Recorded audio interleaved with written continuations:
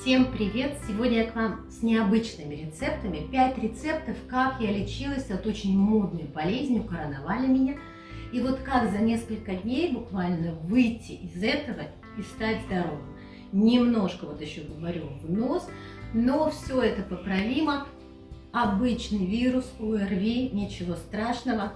А с этими рецептами, которые я вам предлагаю, вы точно встанете на ноги очень и очень быстро. Очень важно много пить, поэтому я и начну с чая.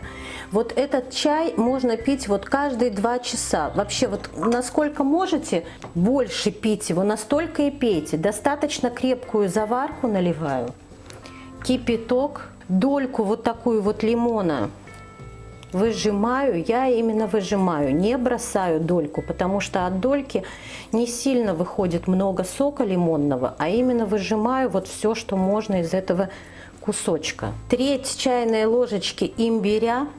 Если у вас есть свежий имбирь и вы можете его есть, пить, то тогда можно 2-3 кусочка маленьких имбиря сюда положить. Я просто не люблю, поэтому использую перемолотый сухой. И треть, и буквально даже вот четверть чайной ложечки куркумы. И вот такой вот чай пить как можно больше. Куркума и имбирь, они повышают иммунитет.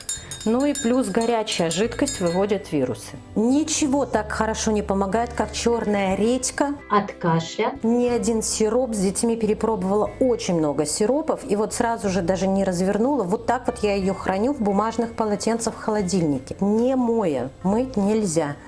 Срезаю вот шляпку.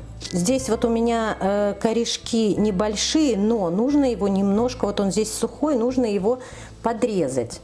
Так как сейчас поставлю в воду, и вода должна проходить вовнутрь редьки. Вырезаю здесь серединку. Средство это просто замечательное, и оно на самом деле очень действенное именно, именно от кашля. Помогает вот за 1 день, даже если очень сильный кашель. Тоже лет 15 я использую его. Лучше ничего нет. Вот такую вот ямку, лунку вырезала. Теперь редьку ставлю в воду. Вот корешки, нужно так ее поставить, чтобы корешки были в воде. Добрала воды немножко. Все. Вот оба корешка здесь в воде.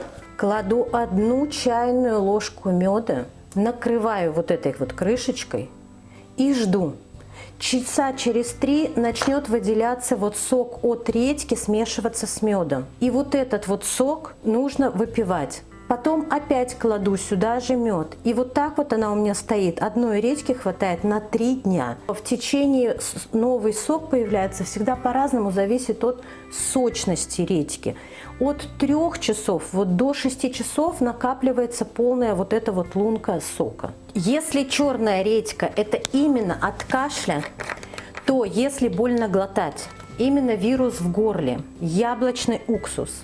Тоже лучшего средства нет, и это старый проверенный театральный рецепт. Наливаю вот так вот, у меня стакан здесь 350 мл, 340 мл.